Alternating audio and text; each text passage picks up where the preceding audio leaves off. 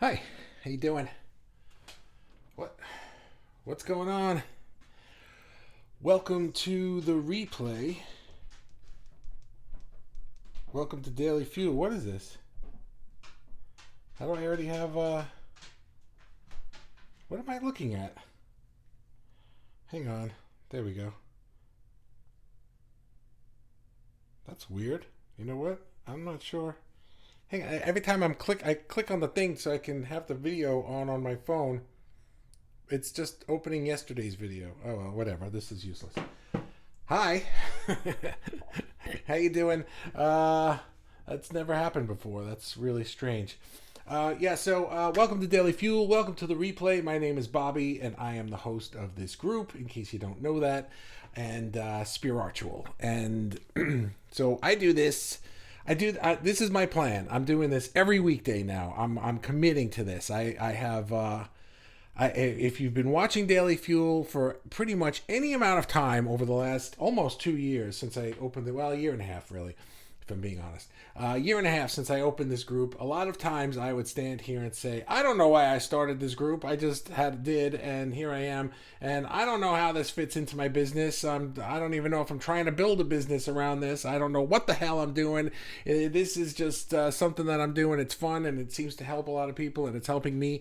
So let's do it. The short answer is I have figured out the business. That I got it, and I'm really excited about it. And so my commitment to myself is that I am going to be doing Daily Fuel every weekday for the foreseeable future. I think that's my dog.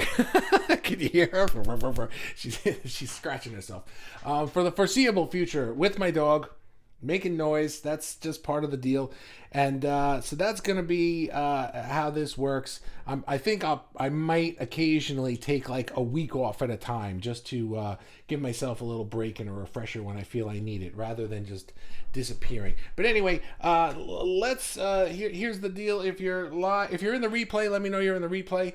Put a hashtag fear of replays, and if you're watching live, then you can comment the whole time that I'm talking. I'm going to go through my spiel. I got a thing about fear of success that I want to say, and then when I get to the end of it, I'm going to go to the comments and read them all, because that's how we do this. By the way, yesterday was kind of like part one of a 3-part series that I'm doing. I kind of figured this out. Yesterday was part one. It was like my fear of success, and today I'm talking about a lot of people in this group's fear of success, the different ones, and identifying it. And tomorrow, Jesse, if you're watching in the replay or live, tomorrow I'm going to touch upon a question that Jesse asked yesterday, which was how do we dig this out? How do we get out these shadows and shine a light on them? How do we do that?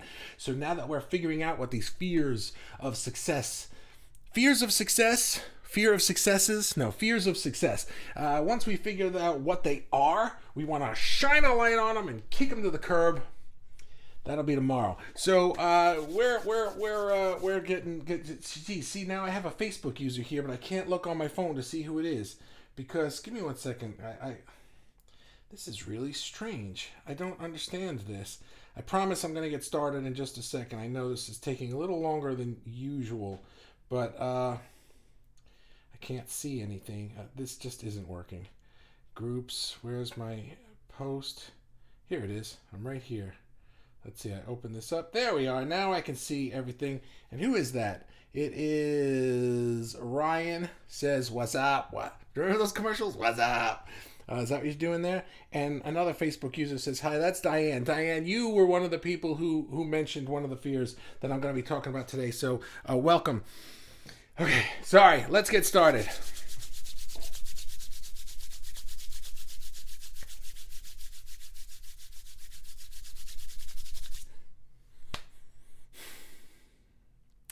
Fear of success. The fear of success. The first time I heard the fear of success when I was younger, I thought that's ridiculous. Who would have a fear of that? You know, when I was a know-it-all 20 something or 30 something, and I was just like, that's dumb. Why would anybody be afraid of success? Like, that's like being afraid of ice cream or something. Like, everybody wants it, you know. It's like unless you can't eat ice cream and you're afraid of it. I mean, I guess somebody's afraid of ice cream somewhere. But regardless of that, why do we have a fear of success? And the thing is that it seems counterintuitive because the success itself may not be the thing we're afraid of. It's not that we're afraid of having having people love us, or having people give us money, or whatever success looks like to you, right? We're first of all, we're allowed to define what success is for ourselves. I'm not really talking about that today. But this fear of success, it's a way that our ego protects us from the things that we're really afraid of. Because in my live yesterday, what I said was, success to me, I have discovered, means that if I am successful, I'm going to get cancer and die. That's really what success meant to me. So I was like, well, fuck that shit. I don't want to be successful. Except I didn't know that on the top of my head, so I would only let myself get successful to a certain point. And that's very frustrating because in reality, what I want is to be successful to no point. There should be no ceiling to my success, or to yours for that matter. But because I have this worry, it's not that I was afraid of success. Really, I wasn't afraid of the success that I'm reaching for. I was afraid of what I thought the success would bring with it, which is death, right?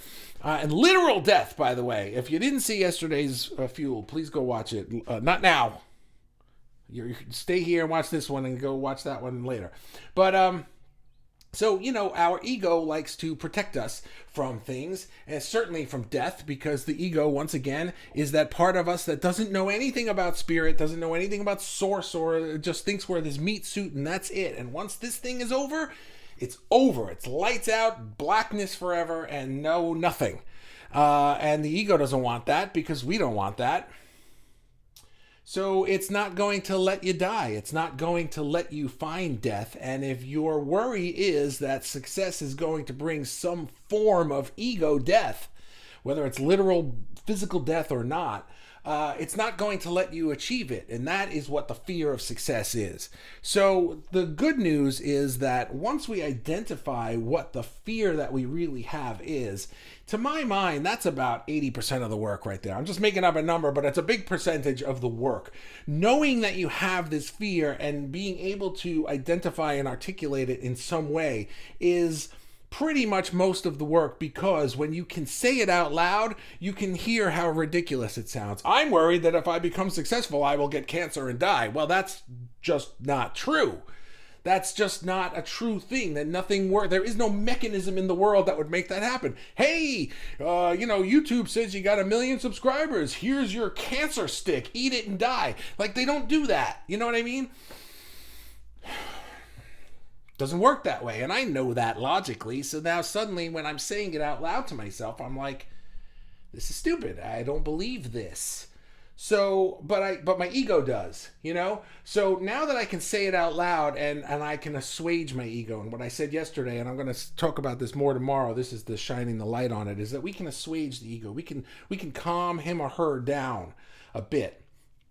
But that's not today's Fuel. I'm all over the place here because I got it all in my head, and I'm trying to make sense of it to tell it to you. So here are my 3 things today, which are the fears of success that several of you have shared.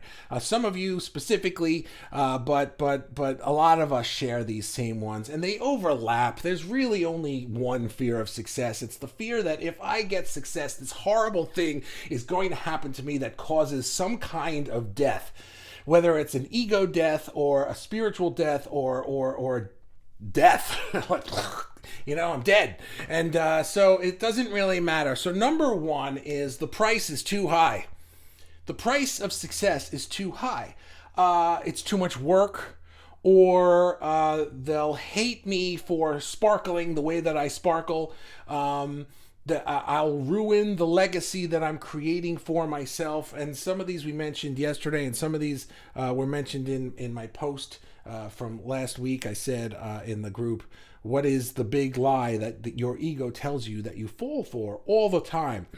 One of the members said that she's afraid that if she sparkles too much and really lets her light shine, that people around her are going to hate her.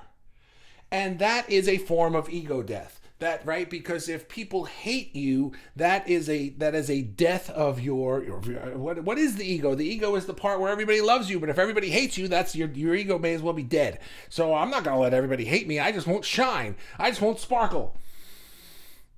And we do that, right? So in some way, shape, or form, it's going to be like they'll hate me, or they'll see me differently. Or the other one that I kind of lumped in here with the price is too high is that it's too much work. I don't want to have to do that amount of work to sustain this thing. And here's where I kind of fell into this was I would make up this rule in my head that if I were successful at this business, oh my God, now I have to do that for the rest of my life. Now it's like, oh, I sold this thing and now I just have to keep making it forever. It's like, I don't want to do this forever. But it's like, who said I had to? Where did that rule come into play? It's something that I made up to protect me from getting cancer and dying. Well, don't do that, because if you do it, now you're stuck doing it and you're going to hate it eventually, and then you're just going to want to kill everybody, and then they hate you. And so, you know what I mean? It's like you can create this vicious cycle in your head of just lie after lie after lie. All the reasons why I can't do this. It's too much.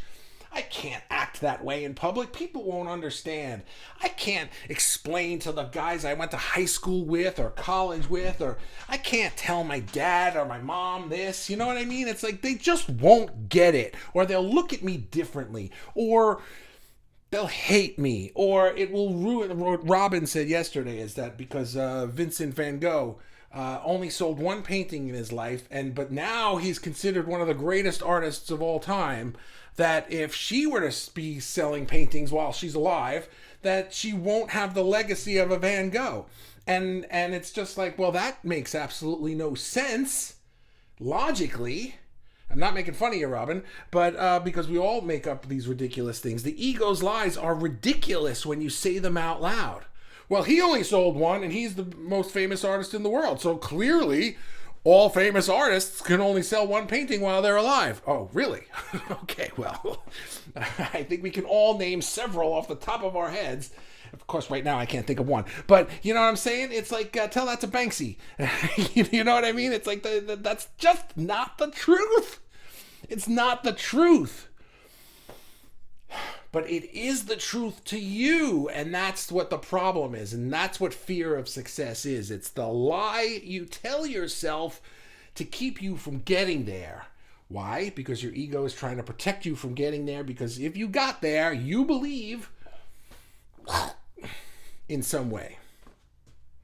That's number one. Jeez, we are really messed up animals, humans. God.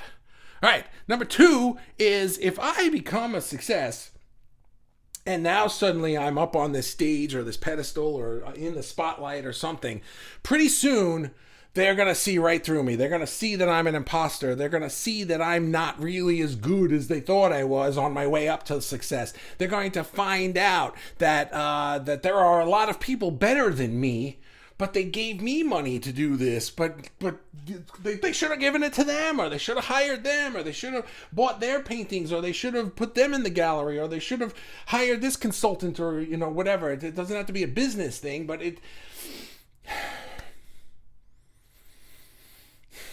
I talk about this all the time. We are constantly comparing ourselves to other people, and it's hard to not, because we're surrounded by them, you know, and like I said, we see everything about ourselves. You know all the good and bad and really horrible and awesome, but compared to the horrible, the awesome stuff to you doesn't really feel all that great, because you know how not great you are to yourself, you know, perceptually. But we look at everybody else and all we see is how great they are. Oh, this one's got their act together, and this one's doing this, and look at their work, and this person has been doing it for 10 years, and I've only been doing it for 2, you know, and it's like we will make up things None of these make sense, by the way, and none of them are real. The underlying factor to this one is that we are worried that if we build ourselves up to a point, they're going to think suddenly that we're not good enough and we will get knocked down. And we think that it's better to just be down here, scrambling around, than to climb really, really high and fall. Because falling leads to death. This is another death thing. The price of success is too high. It's all about your ego dying. That's what the fear of success is. Your ego thinks that it will die. I mean, that person's got such a big ego. They have a big head, right? It's like we say things like that, and that's not really just what the ego is, but it's part of it. It's the way that we see ourselves, and we would rather be seen as mediocre, struggling because people root for the underdog than the person who climbed really high and then fell because they were a loser. Nobody wants to be Milli Vanilli, right? You know what I'm saying? Nobody wants to be that. Nobody wants to be the person who everybody revered and then they turned out that they were a horrible thing or something, and they all, right? And so we will make up things about ourselves that it's like, well, they're going to find out that I did this one day, or they're going to find out that I'm just not as good as they thought that I was. This is a tough one. And the answer to this one is that you are the only you. You're it. Let's pretend for just a minute that the universe knows what the fuck it's doing. Let's just pretend that for a second. That source energy is freaking amazing. Let's pretend for just a moment, okay? Source doesn't do something. The universe doesn't make mistakes. God, whatever word you like for it, right? Insert that word. I use words, I blend them together, but you pick the one you like and you say this to yourself. God does not make mistakes. The universe knows what it's doing.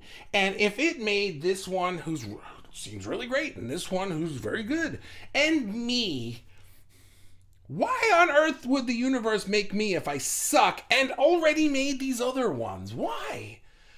You're looking at it from your own small perspective and you're trying to see yourself as good as you see them, but all you see about them is what they're doing good. You don't see their insecurities. You don't see the mistakes they made. If you're looking at their work, their art, and you're seeing these amazing pieces, you're not in their studio looking at all the crap that they threw in the corner going, this sucks! We all do that. Think of your favorite musicians. Do you know how many songs musicians write to get those 10 for the album? And even then, like half of them suck most of the time, right? They're just not all as good as the hit single on the radio. It's just how it is. Not everything we do is the greatest thing in the world. But we look at their one single greatest thing in the world and we think, I need to do that every day. They did it once. You're looking at all the things you do that aren't that, and you think that that's you, and it's not. What you are is you. You're the you that is the one and only you that has ever been on this earth and ever will be. How freaking awesome is that? Why wouldn't anybody want that? That's two.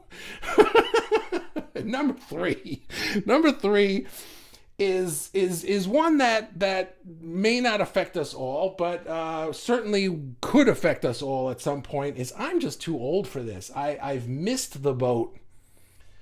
I missed it. I missed the boat. You know, one of my favorite things that Abraham says is, I talk about Abraham Hicks all the time.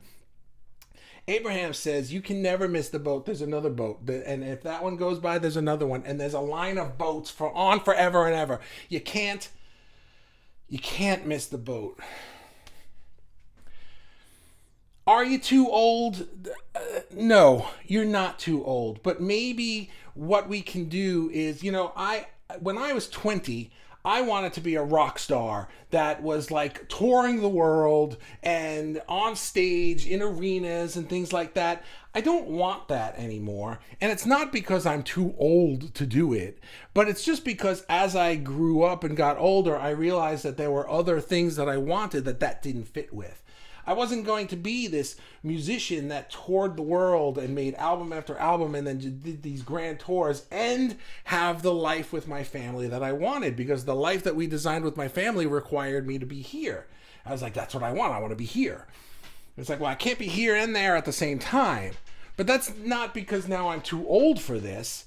It's because I realized over time that maybe I can change what I thought I wanted to fit with where my life has gone or is going. The wonderful thing about getting older is that you learn more about yourself. And I think that the problem that we have with the I'm too old mentality is that we listen to people's opinion about age, that, you know, the older you are, the less value you have. And that's just not true, because the older you are, the more value you have, because you have more wisdom and you have more knowledge and you have more experience. That's valuable. You're more you than the one from last time. You're the only you. Well, you're the only you that gets better and better and better, because every day you learn something more about you, and you bring, look at this other piece of me that I never brought out before. I couldn't have done this when I was 16 or 18 or 25 or 32. I have to do it now, because now is when it came out. Now is when I figured this out. We have to celebrate that. We have to really celebrate that and understand that we are constantly marching forward in time. We can't stop that. But we don't have to decline. We don't have to decline in health or mentality or abilities. That's a choice. And, we can decide that what is the value that I'm bringing to the table now. And if what you're saying to yourself, I think that here's what I'm trying to say about this, is that when we say, what's the value that I'm bringing to the table now at this age or this stage of the game, the problem is that we're comparing it to what we wished we had brought to the table when we were 10 or 20 or 30. And we didn't, or we weren't able to back then. But maybe now we realize that I don't even want to bring that to the table anymore. Or that's not, I can bring this version of that to the table now. I'm doing things now that I would have never imagined myself doing when I was in my 20s. If you told me, oh, you want to be a rock star touring the world and being on stage all the time? Well, instead of that, you're going to be running a Facebook group doing live videos, and you're going to get the same feeling that you get on stage. And I said, fuck that shit. What are you talking about, asshole? I want to see 10,000 people screaming my name and throwing bras at me. That's what I wanted, you know? But that's not what I wanted. That's just what I thought I wanted, because I thought that that's what everyone expected me to want, you know? But here I am doing the thing that's really the thing. But I would have never done this when I was in my 20s. I would have never done this. This would have seemed silly to me. You're not too old. That's the point. All right. I'm going to end this one there and, and see what you guys have to say, because I hear the clicking. I hear it, and I know I'm going to be reading for a long time. Every time I look down, I see essays like this one. You know, I gotta do this. So let's just get started. I didn't even say the highs. Hi, Bobby and company. Hi, Deb. I'm going to go through the highs quickly. I usually do it in the beginning, but I was saying other things. Ray says hi. I think I'm here. You're here. I hope you weren't confused the whole time, if you're still here. Good evening, Bobby. Hey, Robin. And good evening, all my other fellow artists. I like reading Robin's greeting comment, even if I skip all the others, because Robin always gives me flowers, and look at that, butterflies and hearts, and there's just so much here. Hey, how you doing? Yo, yo, yo, everyone else. I forgot who these were. This was, who, darn it, Ryan. That was Ryan, right? And this was Diva. Diva? And Nathan, yo, okay. And then I got some Facebook users here, and I'm already, let's see, where are we? I shouldn't have worn my glasses today. Starting a fire. Ryan starting a fire. Ryan says once, hello, Deb, okay. Ryan says, once you feel successful, you feel you have to meet that potential every day. Thought, yeah, I don't know if you asked this before I said it, but part of my price is too high is that I was telling myself that if I did this, you know, your question's even taking it a step further. It's like, now it's not just that I have to do this work now all the time. It's that I have to be at this level all the time. Wow, that's a really good one. This covers a lot of things I didn't even think of. It's like, what's he saying? He's like, now I've reached this level of success and people see me as being up here. Your ego is going to tell you you can't ride on your laurels, rest on your laurels, rest on your laurels on this. You've got to deliver more and more value that's going to go up. Right? Think about our society. Every business is just like, we had 10% growth this year. Well, it's like, well, that's great. But that means you need to have 11% growth next year. And then eventually you need to have like 100% growth every year. Until when? Until like we have people from other planets as customers? Like, I don't get it. Where is this growth coming from? And how is growth a measurement of success? We made more money than we did last year. Okay, that's fine if that's what your success level is. But I think that what Ryan is saying is that now I'm seen at this level and I need to only go up from here, or I need to at least maintain this level. Like I can't come out with a bad piece. I think of musicians all the time. It's upsetting to me when a band that I like comes out with a bad album. Or my favorite TV show, Doctor Who. I wasn't really a big fan of the last couple of seasons. And it wasn't because it was a female doctor. I didn't like the head writer. I didn't like the stories that he was writing and the way he was directing the show. It was a completely different... They took a left turn and wrote a completely different kind of show. And I was like, man, they could have done so much better with this. And that's upsetting to me, So it's like, as an artist, we feel like that's a failure. But maybe to him, he thought of it as a success because he's just like, I got to write the show I've always wanted to write. And there are lots of people who like it. Just because I don't like it doesn't mean anything. I didn't hate it. I still watched it and thought it was great. But, well, good. But, you know what I mean? So it's like, we have this thing where we have to maintain this now. And that can get stressful, because if you have a bad day, or you let out a bad album, or you make a bad piece, or you have a year where you didn't do so well in your business or something like that, you're going to feel like, oh my God, I'm too old for this. These are the things we make up. Thanks for that, Ryan. Somebody's laughing. Nathan, I would say I'm successful to some degree because I've been 5 years off all hard drugs like meth and cocaine, morphine. Dude, congratulations. That's amazing. That is absolutely a success. Congratulations. I don't know what to some degree means, because it's like, maybe I think I'm going to analyze your head for a moment, because all I'm doing is reading one comment and you're not even sitting in front of me. But sometimes I think when people put that caveat, like to some degree, it kind of means that it's like, well, this is success to me, but I'm kind of nervous that other people won't see this as a success because they're not even on drugs and they didn't have to get off drugs. But man, whatever it is, success is just, I want to accomplish this thing in my life. And when you've accomplished it, that's success. You're allowed to now look and have another success. You're allowed to look forward, and your successes don't have to be the same as anybody else's successes. I know plenty of people who are like, all I want in life is to live this simple way, and have like a small house with just me and my dog, and that's it, and I'd love that. And it's like, great. Like my friend Landon. My friend Landon would just love to live in the mountains in an earth ship. That's a house that's like built underground, and like grow his own food and never have to see another human being except his wife for the rest of forever. And he would love that. Man, I would hate that. That would suck for me. But to him, that would be the ultimate success. And for me, that would be prison. So it's like, success is relative. And we don't have to compare, well, this would be success for me. Maybe that's another fear of success. I'm afraid that if I were successful, everybody would judge what my level of success is. That they would think that it's not anything worth being successful at. There's another one. Bullshit. Bull fucking shit, I call it. Call it. Congratulations, Nathan. That's astounding. I want to kill everyone now. Oh.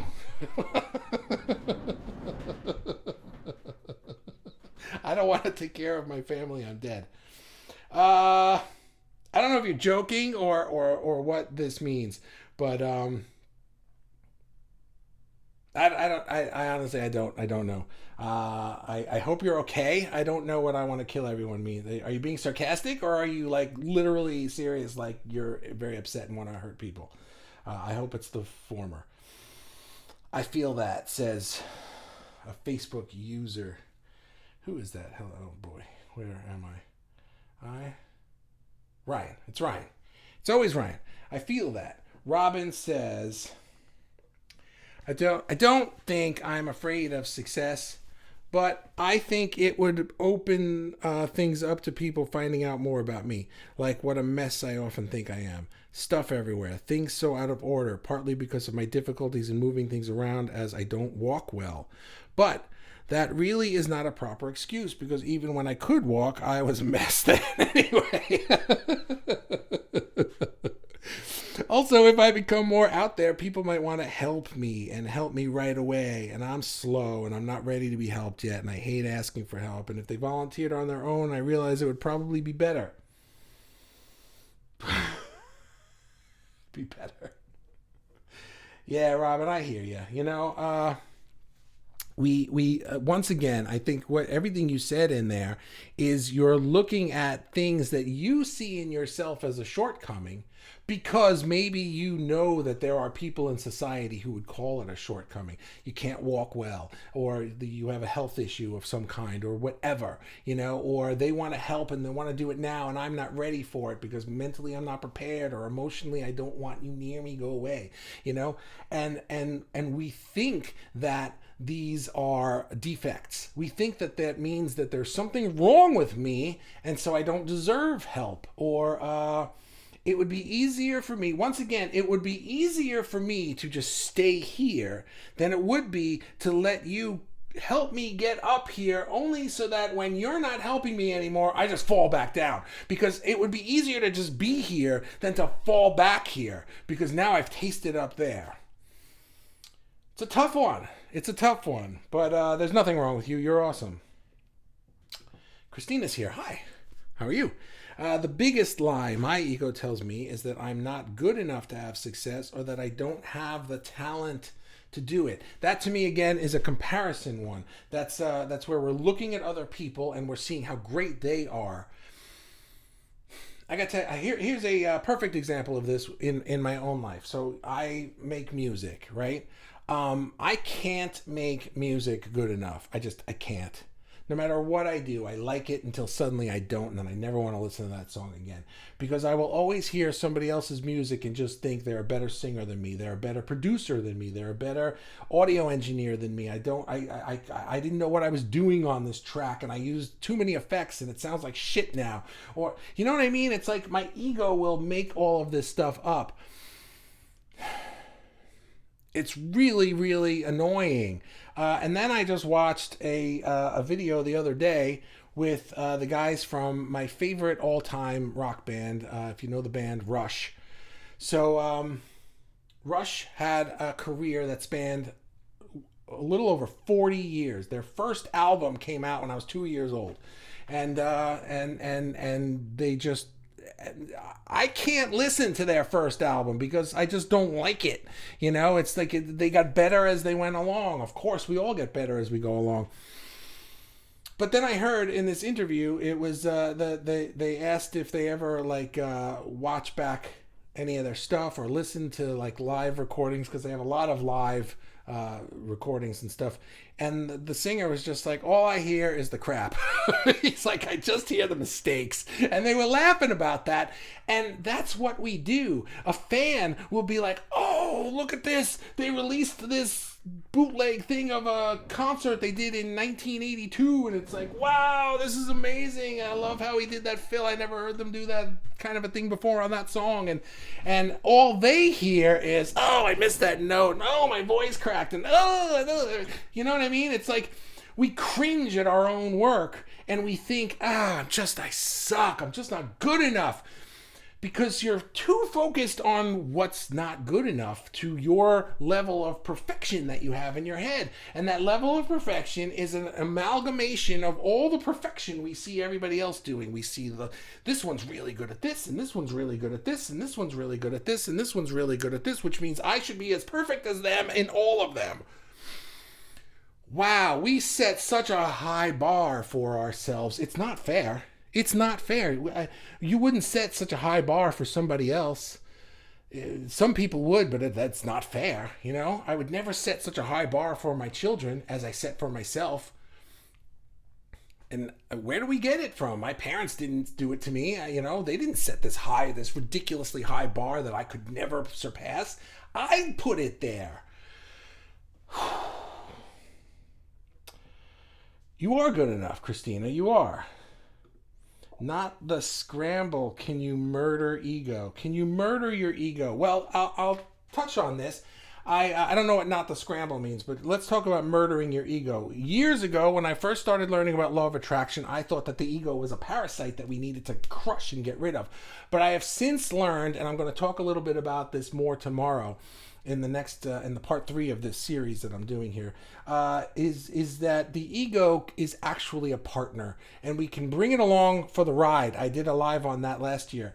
Take your ego on the ride. The ego can be a big help when you learn what it is that the ego is trying to do for you. But when we see it as this thing like, oh, I can't reach success because my ego won't let me, so our first egoic thought is, let me kill that thing. And that ain't it. That's not it at all. That's really your ego at work trying to trip you up and get you. Your ego can have an ego. It's like you don't need to do that. You need to be the parent and be like, oh, let me be the grown-up here and let me realize what's logical and what's comfortable for everybody, and then we will take it this one step at a time. And we'll talk more about that tomorrow. But thanks for that question. Can you murder the ego? Ray, they put you on a pedestal and push until you fall. We see it sometimes, and I think then that we worry that it can happen to us. We see it when we see people who are like the superstars of their fields, that it seems as though everybody just keeps expecting more and more out of them until they can't do it anymore. And a really great example of that, I think, is she's not an artist, but she's an athlete. And this is pertinent to my life specifically because of my daughter, is Simone Biles, recently in the Olympics. Now, Simone Biles, if you don't know, she came onto the scene in gymnastics and was in the Olympics about 4 years ago, and is probably just we were wowed by her, and the whole world was wowed by her. She was probably just one of the greatest athletes of all time, let alone greatest gymnast, but she's an amazing athlete, and just what she could do was unbelievable. And so it put her on this pedestal. And the last Summer Olympics, the year or whatever it was,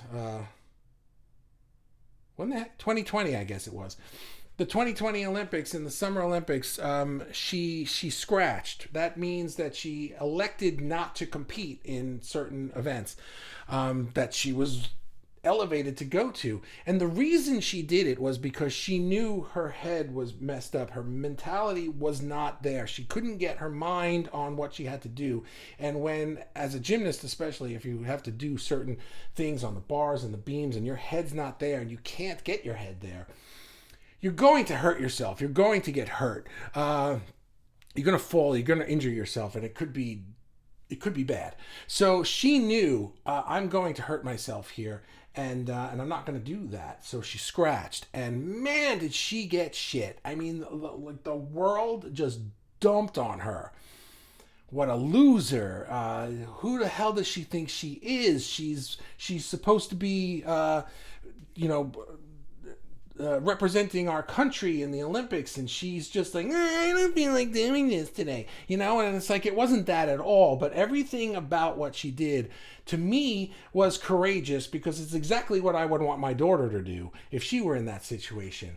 What did she do? She was in a situation where her impulses, her soul was telling her, don't do this today. You're not up for it. It sucks that today's the day with the Olympics, but that doesn't matter, because you don't want to be limping the rest of your life because you broke your leg or your hip, or you cracked your head open or something like that.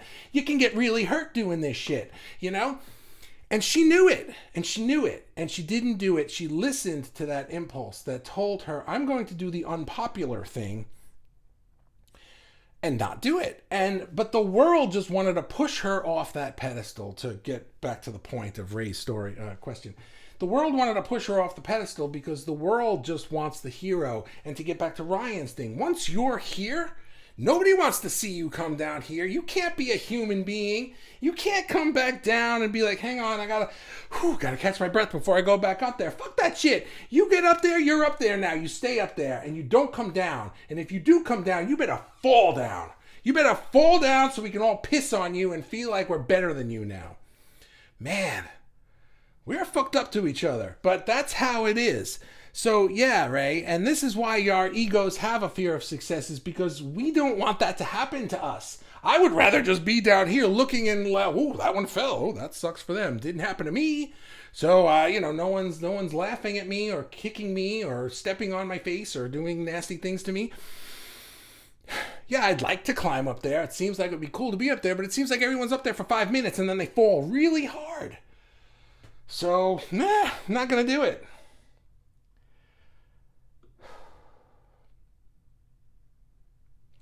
I was addicted to wanting to die without actually wanting to die. Yeah. I get it, man. I get it. Oh, is this, who is this? Is this Ryan again? I don't think I'm afraid. Right, my biggest problem, yeah. Ryan says, my biggest problem is consistency. I can blame ADHD or something, but the truth is I lose interest as quick as I find it. But I learn everything about whatever my focus is on at the time.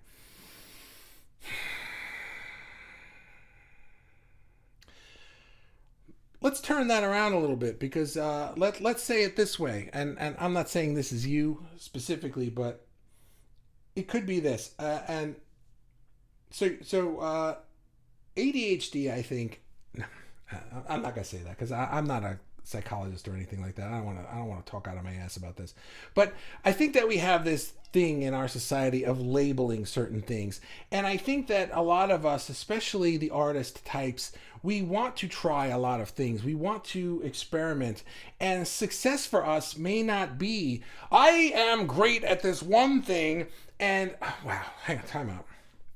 You just made me think of something. Okay, what is success, right? This pedestal that we put people on and then try to push them off. The thing is that in the world, we think of success as being great at this one thing. I worked so hard my entire life to be this amazing this thing, right? Whatever, and here I am, painter, dancer, whatever, right? And now here I am at the top of my game, Mikhail Baryshnikov.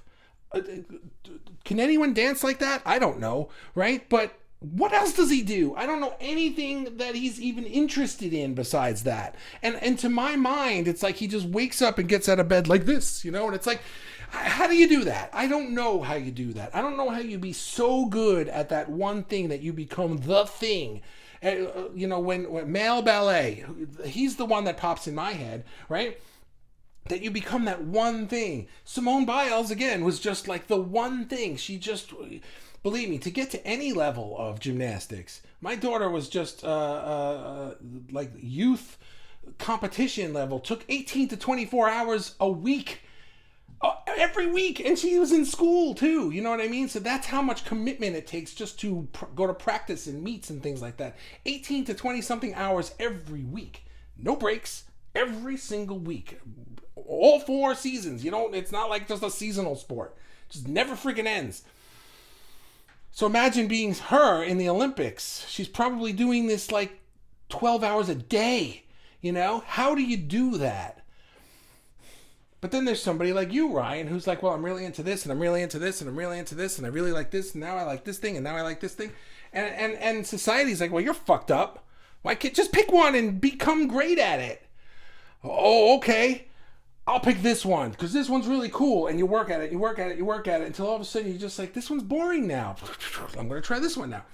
That's what I am. I'm like that. That's why I have all this crap that I do. Why else? I have to talk to you guys, and I have to write a comic book, and I have to make music. It's because I can't not do them. I have to do all of them. And then I worry that, well, I'm never going to be great at any of them, because I can't just, if I only just would focus on this one thing, then I'd be great at it. No, I wouldn't. I'd hate it. I'd hate it because it's not who I am. It's not who you are either. And then I think we just call it something like ADHD. Well, you're weird because you can't stay focused. Your soul is like, look at all this amazing crap. We can play with this and play with this and play with this and play with this.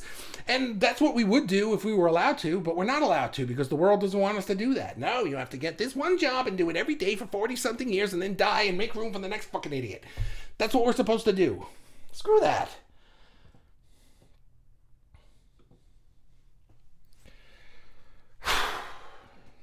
You can see I have opinions about these things.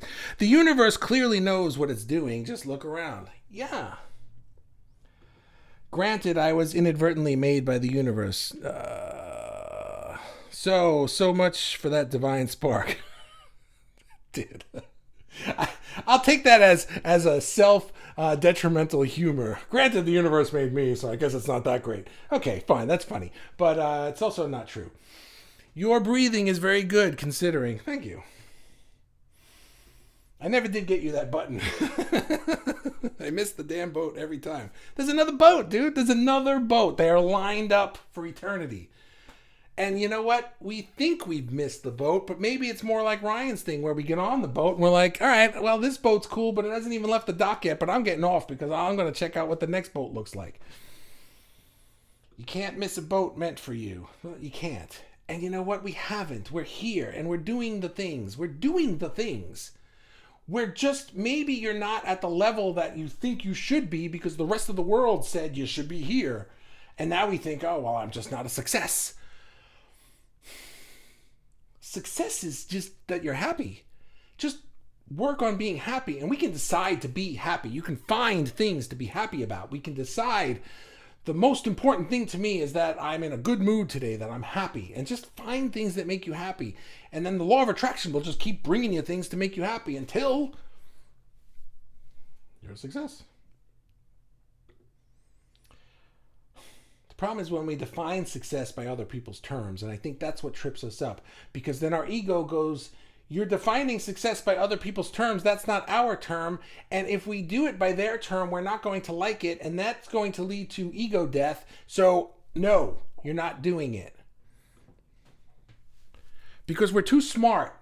We're too smart to fall for that shit. And then we think there's something wrong with us. I have no idea about how many things, because we're dumb. I have no idea. Sorry. I have no idea how many things a musician writes before they get to what they want. Oh my God, you wrote this comment all the way back then. How many comments are there? Because I am, never have been, and never will be a musician. And what you just said about that amazed me because I had no idea. So interesting. Yeah, not everybody, but I know people like Billy Joel had like songs and songs and songs they wrote that never made albums. And then sometimes they'll come out with like, you ever see an artist that comes out with rarities and B-sides and stuff? That's what we call it. It's like, here's all the crap I wrote that wasn't good enough for the album, but it's still kind of cool. Let's listen to it. Sometimes they're really good, but you just didn't like it at the time, you know? Shit, I'm gonna make my damn boat. There you go, man. And you just made me talk with that accent. That doesn't come out of my mouth well. I'ma make my damn boat. Make your own damn boat. Exactly. I hear that. I don't know what you heard, but I'm sure it was right. If I said it, I'm sure it was good. Robin, I will never be a musician because I have no talent in that regard. Even worse, my sister turns up the sound to overcome my singing off key. Even though she says I have a good voice, it's just that it often gets off key. You know what? I'm a singer and I go off key. We all go off key. It's how it is. But singing on key is hard. A good voice that's off key is not a good voice, I think. I don't always sing off key. I mean, occasionally you hit a bad note. It happens. You know? Let's just pretend that's what you're talking about. I'm sure you're a beautiful singer. How do you know your value? You assume it. You assume your value. Source is amazing. The universe is perfect. God is infallible. It made me in its image. I am an extension of the universe. How can I be anything less than perfection? How can I be anything less than amazing? How can I be anything less than valuable? The problem is, you're not going to be valuable to everybody the same way. You're just not. Not everybody loves me as much as my wife does. I don't know why. I think I'm very cute, but they don't. You know what I'm saying? It's just like not everybody. Sometimes she doesn't love me as much as she does, but you're just not going to be the same level of value to every human being. And just to stick on the musician thing for a minute, since we've been harping on it, one of the problems in the music world is that when you want to be a musician, you think now I have to be as big as Harry Styles or Michael Jackson or the Beatles or something like that to be successful. They wrote pop music that just the whole world loved, you know? But you could be the most successful musician in your world. You know, it's like there are so many genres of music that I would never listen to in a million years. It's just not my thing. But there are amazing musicians in those genres with fans that love their stuff. And the funny thing is that when you do niche down your thing, when you do kind of find something that has a smaller pool of people that like it, you have a better chance of resonating with them because you speak their language. People like to know that this weird thing I'm into has value, and here you're creating something in it. I want to know you, you know? Everybody that's a Harry Styles fan wants to meet him and do because he's just like, he's up on that pedestal right now, you know? But when you're creating something that speaks to somebody's soul in a way that, to that thing that they feel like nobody else gets, you know, like nobody gets this part of me, but then they come across an artist that wrote poetry or made a sculpture or wrote a song or made a painting or a drawing or a comic book or whatever the hell you make that spoke directly to that thing that person feels nobody gets, except now you get it. Holy shit, there's magic there. You know what I mean? So how do you know your value? You assume it. You have value. Just don't try to have the same value for everybody, because that's a surefire way of feeling like a failure. Oh, that person doesn't like me and that person doesn't like me. I say this all the time. If you're showing your art to people and they don't like it, you're just showing it to the wrong people. Show it to other people. Find your friggin' people that like it, because they will. But you got to find them. You can't sit back and just hope they're going to walk by one day. You have to look for them. You have to believe in your value and then assume that they're out there and then find them. And you will. Why? Because the universe will attract you together. But you got to show the universe that you're trying. You got to look for them a little bit. Just give the inch and the universe will give you the mile. Jimi Hendrix was a horrible singer, but I sing along because his music is beautiful. Right? He's a good example. Lollyyup. I don't know what that means. I'm assuming these are Ryan. Starting a fire, you were rubbing your hands together. Oh, yeah. Nathan says, I know the feeling of trying to keep up with your art. It's so hard. I feel like I hit a plateau sometimes. I totally stopped for a few days. Nathan, I would say I'm successful too. Sometimes the lack of punctuation makes it hard to know where the pauses are. But I think I know what you're saying. Okay, so plateaus. We all hit plateaus. I hit plateaus. That's why I said at the beginning of this, I want to do Daily Fuel 5 days a week. But I'm probably going to need to take a week off here and there because I'm going to hit plateaus. I'm just going to be like, I don't have it right now. I need a break. But now I know what I'm trying to do. I know what the bigger picture is, so I know how Daily Fuel fits into it. So that's going to drive me more. But sometimes if you're hitting a plateau and it's lasting a while, it could just mean that, like Ryan was saying before, maybe you're trying to play with toys that you've played with too long. Maybe it's time to, look what's over here. Let me play with these now. You know, you need to change it up a little bit. Maybe you change of scenery. Maybe you need a nap. Maybe you need a vacation. Sometimes a change of scenery. Do watch different shows or go for walks in different parks or hang out with different people or whatever. I don't know. Just pattern interrupt a little bit. Change things up a little bit and see what sparks. Sometimes we can't get the inspiration from the same channel because it just gets worn out. We don't even see it anymore. It's like it's coming, but it's like, I thought of that already. I did that before, and blah, blah, blah. It's all the same crap. I don't want to do this anymore. You need to look at something else. I'm proud of you, brother. Well, thank you. You talking to me?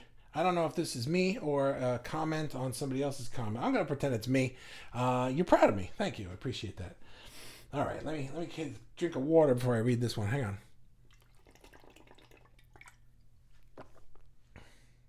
I finally got smart and put the top on this thing. I usually don't have the top on this thing, and twice I have spilled water all over my desk. And I'm like, why don't I have a top on this thing? I have so many talents that could definitely bring me much success, but my ego gets in the way all the time and won't let me believe in myself enough to do anything with any of it.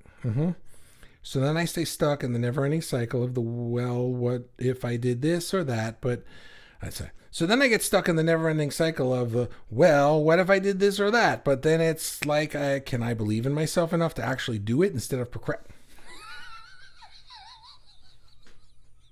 I don't know why this cracks me up when this happens, but it gets me every time.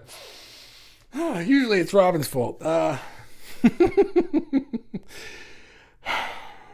it's like, can I believe in myself enough to actually do it instead of procrastinating and making excuses as to why I can't do the thing I want and why I can't allow myself to be successful? This is just the classic example. You just wrote it out loud, right? Take a screenshot, Christina, take a screenshot of this and read it back to yourself out loud that this is your thought. And then ask yourself, is this true? Do I really believe this? Does this sound legit? Does this sound logical? What did you say here? Because it's and I'm not going to make fun of you, but I'm just going to point out how the ego's logic is circular and causes add to effects, and then the effect becomes the cause of the cause that started the effect. And when you realize that if you just take one of them out, as that doesn't work, the whole thing falls apart because none of it made sense to begin with. My ego gets in the way and it won't let me believe in myself enough. So I stay stuck in the never-ending cycle of, well, what if I did this or that? But then I can't believe in myself enough to actually do it. Do one of them. Just start to realize that there is a reason that you don't want to do this or that. This is the identifying part. You've got to dig a little bit and ask yourself, well, why don't I want to do this? What am I afraid of will happen? Why don't I want to do that? What am I afraid will happen? You have to ask yourself and answer these questions yourself, because I can't tell you what the answer is. Oh, you're afraid of this. I have no idea. I have no idea what you're afraid of. But I know you're afraid of something, and it's probably that your ego is going to die in some way, because your ego just wants to stay alive and keep you breathing. That's all it cares about. So it's going to make up all these reasons why, well, this won't work and that won't work and this won't work and that won't work. Maybe you're afraid of going too high and falling down. Maybe you're afraid that people will think of you differently. Maybe you're afraid to announce that now I do this as a living or whatever. And just keep asking yourself why. Well, why am I afraid of that? Why am I afraid of that? Why am I afraid of that? And you might not get there in a day. Meditate on it. Ask your inner being for help. Give me some answers here, Here's what I do sometimes. I know that there's something bugging me, and I'll meditate for a little bit, and then I'll open YouTube and I'll see what's the first Abraham video that pops up right at the top of my screen. And it's always the answer. It's always, this is Bobby. This is what you're afraid of. It may as well be the title of the video. That's how the law of attraction works. If you ask for it and then kind of relax and meditate and say, okay, I'm ready to get the answer will show itself to you. But if you're just like, I need the answer, you're not going to get it. You're just not going to see it. But read this again and ask yourself, is this true? Is this legitimate? Is this a logical adult thing to believe? And the answer is probably no. So now you ask yourself, well, why do I believe it then? And start from there. You can do it. Robin says, wow, excellent comment, Ryan. And now the one about he's proud of me, right? I know, it was a good comment. Now have to do this every day. Like once you get to finally achieve and get to a certain level, you have to keep it up. I think that might be part of what I feel somehow. Wow, it never occurred to me. But I I think you do it on purpose now. But I think that might be another one, a thing that I fear. Uh, yeah, to have to do this every day, right? It's like it's a real one.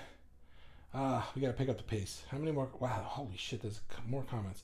Um, Nathan, I gotta make chicken, guys. Nathan, thank you very much, Bobby. I really needed to hear that. I talk to my phone and it texts what I'm saying, so sometimes it picks up what you're saying. LOL. Oh, when it said Nathan, I said Nathan. Is that what happened? I don't know what you're talking about, but whatever. You're welcome. How's that?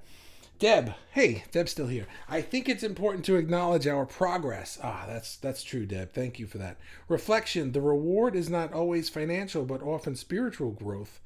For me, it's about being in alignment and honoring myself. We are all works in progress. We are works in progress. And this is one of the core principles of this group. You are the artist and you are the art that you create. The art that we create, we finish a painting, we write a song, eventually it's finished, we're done, we put the song on Spotify, we put the art on the wall, we sell the piece, we do the thing, whatever, it's done. You don't have one painting that you're working on every day. Wake up, what are you doing? I'm working on that painting still. It's been 30 years and it's just, that's my job, it's what I do. This is one painting. No, you probably do one after another, after another, after another. Some are good, some are bad, some are great, some are awesome, some are stink. It's how it is. But we are this one piece of art that we never stop working on. Right? If you see, I just put it up in the guides. If you haven't seen the guides in the group, please go watch the videos in the guides. I put snippets of Daily Fuels to show like the principles of the group and the things. Not everybody's been here since day one, so there are probably things I talk about that you don't know the origin of, and they're in the guides. But one of the things I say is that you're not a piece of art. You don't hang yourself on the wall now. It's like, oh, I'm done. I'll just hang here now and never move. I'm stagnant. No, we continually evolve and feel old and valueless because I didn't do the thing I used to do when I was 20. And all of this stuff just kind of melds together into this mishmash of shit that we've got in our heads and believe. But when you say it out loud or you write it down and you read it back and you ask yourself, is this true? It's not. It doesn't make sense. Is this here's another way to say it. If this is true, it doesn't work for you. Christina, are you a parent? Do you have kids? Ask yourself this question. This is the thing that I believe. Would I want my kid to believe this? Would I teach my child, this is the way the world works. You're not good enough to do this thing, and you got to pick one thing, and you're probably not going to be good at that one thing. And if you're not good at that one thing to this level, then you may as well not even be good at it at all. So just live in a dirt pile for the rest of your life. Just do that, because that's really all you're probably good for. Would you tell your kid that? Would you tell anybody that? I wouldn't. Why do we tell ourselves that? That's what we believe. That's what fear of success is. It's like, I can't be the top 1% of 7 billion in everything, so I may as well be nothing. Where the hell is that coming from? So, is this true? That's one question you can ask yourselves. Would I tell my kids this? Is another question. Would I tell anybody this? Is this advice that I would give to any other human being other than the one in the mirror? Probably not. Reality is we're always fluctuating. Emotionally and mentally, we are our biggest critic, and to think we have to live up to our potential every day is preposterous. Oh, I like that word. But my ego doesn't know, so I get anxious and start thinking I need to create something or I will be forgotten. Yeah, is this Ryan still? Wait a minute. It went back to that video. Whatever. I don't know. I can't see it anymore. I'm going to assume that that's still Ryan. If it's not, I'm sorry, but I can't see who it is anymore. What a great word. What word? What you said about when you feel your thoughts about your shortcomings is really annoying. That's what it is. Annoying. Exactly. I should just read your whole comment before I act baffled by what you're saying, because the answer is usually one sentence later. Yeah, I forgot what I said about annoying, though, but thank you. I don't listen to myself, as you know. Mine is always helping others before myself and wearing a target on my back to tear me apart as a so-called people pleaser. Is this still Ryan? Because Ryan hasn't been writing in capital letters the whole time. I'm sorry, I don't know who this is.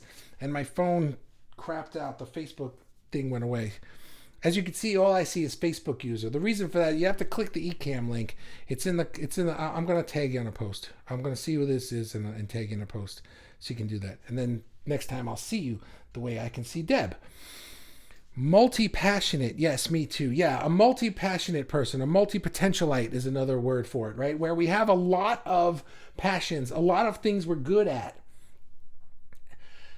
It feels like a curse sometimes, but how about we think it's a blessing? I should do a live on this. Where's my thing? You would think like I should just have a pad of paper ready to go to write things down. I don't know that I've ever even done. Ow!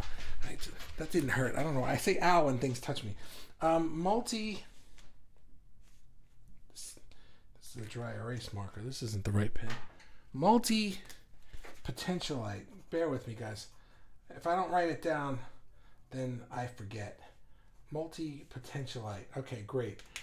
Multi-passionate. Yes, Deb. Absolutely. I think it's a blessing, and we sometimes see it as a curse, and that's a good daily fuel. So I'm going to skip that one for now. You can't miss the boat that's meant for you. Love that. Yeah, you can't miss the boat that's meant for you. Funny thing is, they're all meant for us, and we're not missing them. It's just our perspective, because maybe the boat came by. Imagine you see this boat come by, right? And you feel like you're on a deserted island, and you feel like you're stranded, and this boat comes by, and you look at it, and they throw you a hot dog, and you eat it. Now you're not starving anymore. But then the boat leaves, and you're like, I need to get off this island. And what does that feel like? It feels like I missed my boat. Now I'm stuck in this place. But what you didn't know was that it was a boat full of pirates that would have murdered you, and that would have been that. So, but they didn't. They threw you a hot dog. So that was the best they could have done for you. But there's another one coming, but you're so focused on the fact that you missed that shitty boat that you didn't see this one come by, so you didn't light up your SOS sign for it. Forget that boat. It's gone. Look for the next one. I don't know if you followed that. Once I'm past the hour mark, I start, my metaphors get weird. So I think that made sense. It made sense in my head. We'll see if it made sense to you. I don't care. Christina, I'm afraid that it will take time away from my family.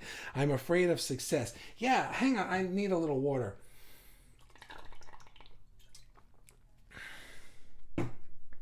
I'm afraid it will take time away from my family, period. I'm afraid of success. Well, what is success to you? Maybe you are successful because you're successful at your family. But our society doesn't value that. Our society values the person who's got the career, right? Our society values the woman who can, oh God, I couldn't imagine being a woman. Believe me when I tell you, I know how much easier my life is because I am a white American man. It's just, I have it easier. I know that, because everyone just expects me to be great, and they just expect that I am. And if I have a bad day, they all go, oh, well, we all have bad days. But you have to raise this family, and the whole world is like, well, that's nice, but where's your career? Why aren't you at the top of why aren't you the CEO of some thingamajig? It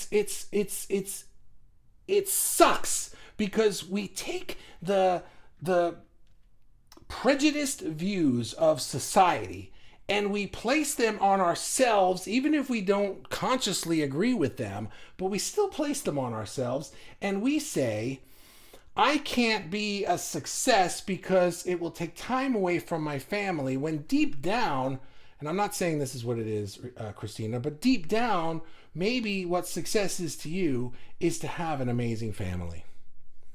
Because that sounds like a success to me. I know so many people whose family is kind of messed up, and they wish that it was a better family or a closer family, or a family that didn't have to deal with this, that, or that. Right? We all have things to deal with in our lives, but we think that we are failures because we aren't living up to somebody else's version of success. Like I said an hour and a half ago, when I was a kid, I wanted to be a rock star on stage, but then I realized when I got married that we want to have kids and I want to be at home with them. That was success. Success to me was no longer being the touring musician going around the globe doing the arena tours. Success to me was being home, put my kids on and off the bus. But I still had that arena tour lifestyle or like level of notoriety in my head that when I wasn't reaching that with my business, I'm a failure. I know that one, Christina, personally. It goes against my inner belief system. I have to work on it. Yes, you do. I would never let my kids believe what I do. I would never let my kids believe what I do. I would never let my kids believe what I believe. Of course you wouldn't. Because you're a good mom. So, be your own mom. Be the mom you need now. Reparent yourself. You're allowed to do that. You think of your ego as your child. Your ego is I'm going to talk a lot about this tomorrow, Christina, so show up. I'm going to talk about this tomorrow. Your ego is your child. You are the parent. Parent that kid. What would you say to your kid? If your kid said to you, Mom, I'm just going to be a failure in life because I'm just not as good as everybody else at this thing. Would you say, makes sense, sounds good, sounds legit, go have a peanut butter sandwich and cry in the hallway? No, you would parent them. You're allowed to do that to yourself. You don't have to believe it. LOL. Having an amazing family as successful makes so much sense to me. Thank you, Bobby. You're welcome, because it is a success. It's not easy work. Raising a family, it's not easy work. Oh, man. The things you go through, I know. It's in every stage. I don't know how old your kids are, but my daughter's in college now, and it doesn't stop. It doesn't stop. There is no point at which it's different. It's different shit, and it gets harder in some ways. It gets easier in other ways. I don't, and all the things that you think you hated when they were little, you miss when they're big. So that's that. Anyway, that's the last comment, and I'm really tired. So, Christina, you can have the booby prize today. And if you don't know, the booby prize is the prize that I hand out to the last commenter on my screen when I'm finished. And just check your mailbox. It's coming in the mail. So I will see you guys tomorrow with part 3 of this Fear of Success series. And that's it. Have a wonderful night. Thank you for hanging out with me. I really appreciate it. See you tomorrow. Bye.